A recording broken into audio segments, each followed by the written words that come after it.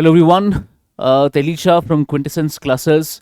आप सब जो बच्चे अभी एग्जामिनेशन का रिजल्ट देखने के बाद काफ़ी उनमें इंटरेस्ट जागा है रिगार्डिंग सिविल सर्विसेज। मैं बारहा ये बात बोल चुका हूँ कि सिविल सर्विसेज का ख्वाब उन बच्चों को देखना चाहिए जो एकेडमिक्स में ठीक ठाक परफॉर्म कर रहे हैं और जिनका एवरेज भी रहा है 10th 12th में या ग्रेजुएशन में, पर जिनके अंदर अब ये चिंगारी है, ये स्पार्क है कि वो अब मेहनत करना चाहते हैं 1-2 साल। और जैसे कि इस साल कितने सारे बच्चे फर्स्ट अटेम्प्ट में ही सिलेक्ट हुए और वो भी इसके लिए अटेम्प्ट करना चाहते हैं, बिकॉज इसका जो रिवॉर्ड है, इसका जो आपको आउटपुट मिलेगा वो बहुत ही ज़्यादा रिवॉर्डिंग है, बहुत ही ज़्यादा सेटिस्फैक्ट्री रहता है एक इंसान के लिए। तो उसके लिए मेहनत करना, मशक्क़त करना इंसान को लगता है कि जायज़ है। इसके लिए अगर मैं 1-2 साल दे भी देता हूँ तो उसमें मुझे काफ़ी फ़ायदा भी बाद में मिलेगा।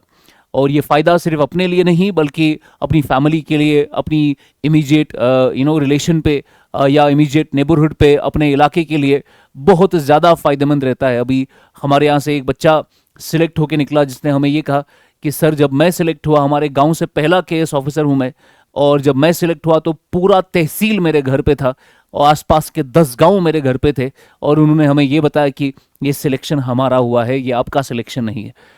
तो वो ख्वाब जिसका भी है उनको थोड़ा हेल्प चाहिए इसमें।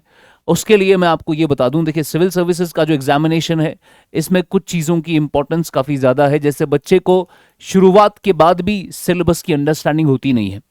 बच्चा जब शुरू भी कर लेता है, आप एक एक सब्जेक्ट पढ़ भी रहे हैं, पर पीवाईक्यू एनालिसिस किया नहीं होता है बच्चे ने, तो उसको पता नहीं होता कि किस सब्जेक्ट की कितनी रिलेटिव इंपॉर्टेंस है। पीवाईक्यू एनालिसिस किया नहीं है उसने। उसके बाद जब पढ़ना भी शुरू कर लेता है तो आंसर राइटिंग को दिमाग में रखता नहीं है। आंसर राइटिंग जो ऐसी चीज़ें हैं, या आंसर राइटिंग आपका ऐसा इंपॉर्टेंट चीज़ है, जो बेसिक एग्जाम है वो आंसर राइटिंग का ही एग्जाम है। जो चेक करना है वो आंसर राइटिंग ही चेक करनी है। तो जिसको आंसर राइटिंग अच्छे से आ गई वो एग्जामिनेशन में, मेंस में अच्छा स्कोर कर पाए, और इंटरव्यू में उसको कोई रोक भी नहीं सकता उसके बाद। नाउ दिक्कत यह है कि बच्चा इनको अच्छे से समझता नहीं है, जानता नहीं। उसको यही लगता है कि जब मैं पढ़ूंगा तो मैं वही बिग 4 का जो नारा है, हम इन्हीं बिग 4 को पढ़ेंगे और इसी से हमारा सिलेक्शन होगा।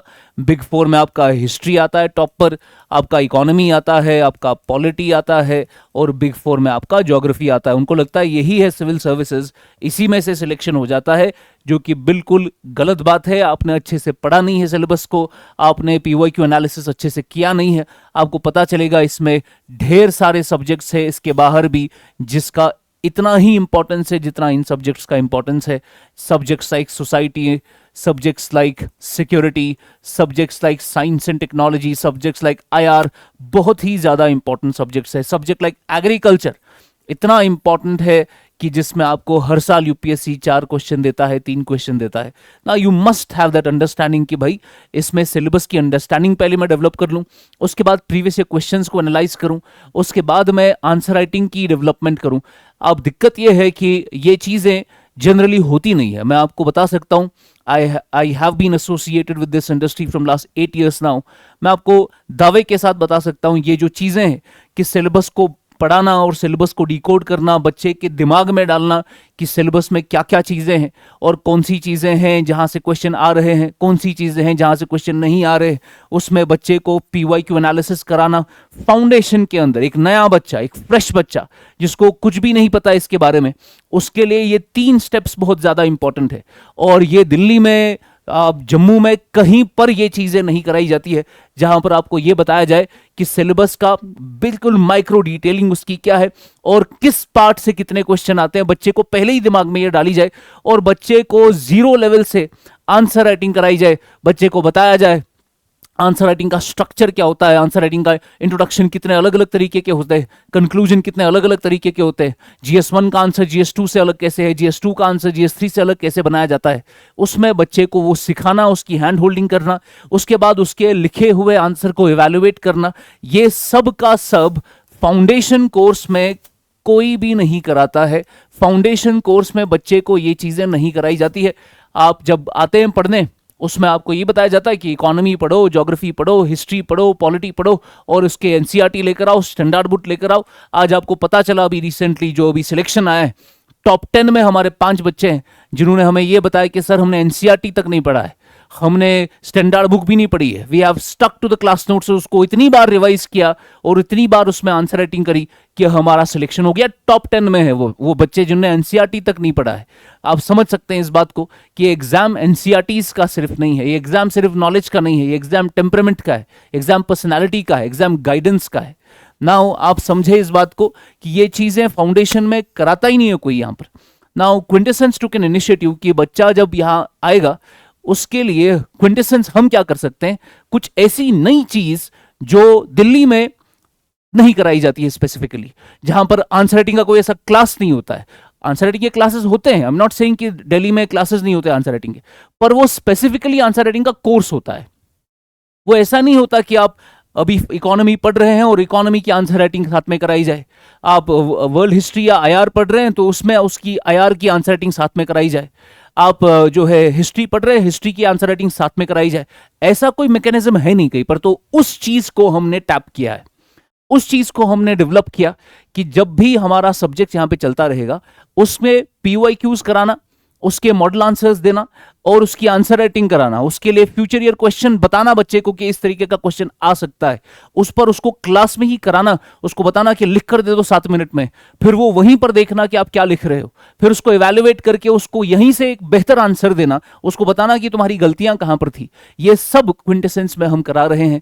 बच्चे कंप्लेंट करते रहते हैं कि यहां पर आंसर राइटिंग का कोई गाइडेंस नहीं है, शायद उनको पता नहीं है। आप आ सकते हैं, आप देख सकते हैं कि हमने यहां पर इस चीज को किस तरीके से इंप्लीमेंट किया है। पिछले 1 साल से हम ये काम कर रहे हैं और अब भी हम अनाउंस कर रहे हैं हमारा जो नया सेशन शुरू हो रहा है, इस साल का आखिरी जो हमारा सेशन होगा, बेसिकली जो हम आखिरी स्कॉलरशिप कराना चाह रहे हैं, क्योंकि अभी आपका रिजल्ट आया है। अब नया केएस की तैयारी बच्चे शुरू कर सकते हैं या यूपीएससी की तैयारी शुरू कर सकते हैं। उसके लिए हम एक स्कॉलरशिप अनाउंस कर रहे हैं। ये स्कॉलरशिप इस साल का 2024 का लास्ट अनाउंसमेंट है। इसके बाद इस साल हम कोई स्कॉलरशिप नहीं कराएंगे, तो आपने इसका भरपूर फायदा उठाना है।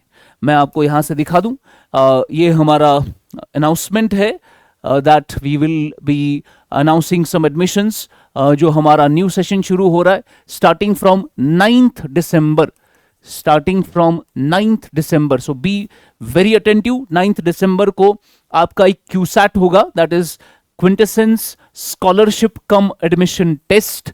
अब आप बोलेंगे सर हमें तो कुछ आता नहीं है, हमने टेस्ट में क्या करना है, हमने तो कुछ पढ़ा नहीं है अभी तक। तो मैं आपको ये बता सकता हूं, इसका मैकेनिज्म, इसका डिटेलिंग, इसका स्ट्रक्चर इस तरीके से बनाया गया है। अगर आपने नहीं भी आया है कुछ, तो you will still get some scholarship in this exam. तो कोई भी इस इस पूरे टेस्ट में जो अटेम्प्ट करेगा, कोई भी ऐसा बच्चा नहीं है जिसको स्कॉलरशिप नहीं मिलेगी। तो आप वो बात समझे, इसका हमने मैकेनिज्म इस तरीके से बनाया है। और जो बहुत ही अच्छे बच्चे हैं, तो we are announcing up to 100% scholarship उनके पूरे एडमिशन फी पे। तो वो एक आपका बेस्ट केस सिनेरियो है अगर कोई बच्चा अच्छा स्कोर कर पाएगा। उसमें एक चीज आपको ये भी दिमाग में रखनी है कि पिछले 2 सालों में जब से हमने क्यूसैट करना शुरू किया है, more than 150 students have benefited from this scheme. इसको हम अभ्यास स्कीम कहते हैं, जो हमने यहाँ पर शुरू किया था।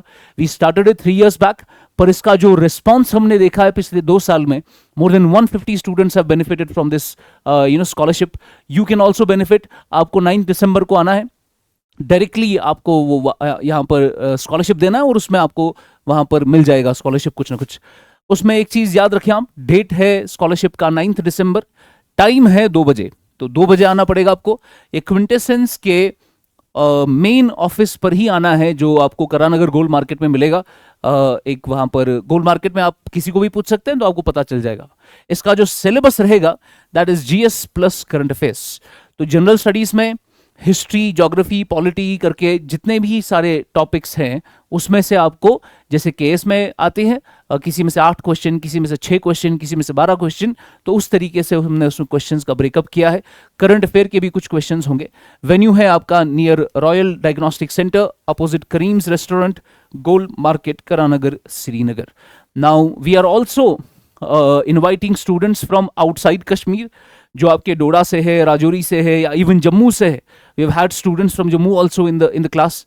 उनके लिए they don't need to worry, they directly can come sit for the examination और उनका जो लॉजिंग का प्रॉब्लम है या उनका जो पीजी का प्रॉब्लम रहता है, उसके लिए वी डू हैव कॉन्टैक्ट्स, तो वो हम संभाल लेंगे, will help you in that, कि आपका कम से कम जो रहने सहने का या फिर खाने का जो आपका इशू है उसमें हम आपको सेटल करा देंगे, उसमें हम आपको बता देंगे कि कैसे वो आप करा सकते हैं बड़े ही आसानी से। We have a very supporting staff there, they can help you in that also. अब रजिस्ट्रेशन का प्रोसेस कैसा है? रजिस्ट्रेशन का प्रोसेस बड़ा सिंपल है। क्यूसैट के लिए जिसको रजिस्टर करना है, इसी वीडियो के डिस्क्रिप्शन में आपको नंबर्स मिलेंगे, you can contact on that number, WhatsApp में आप कॉन्टैक्ट कर सकते हैं या फिर डायरेक्टली कॉल कर सकते हैं।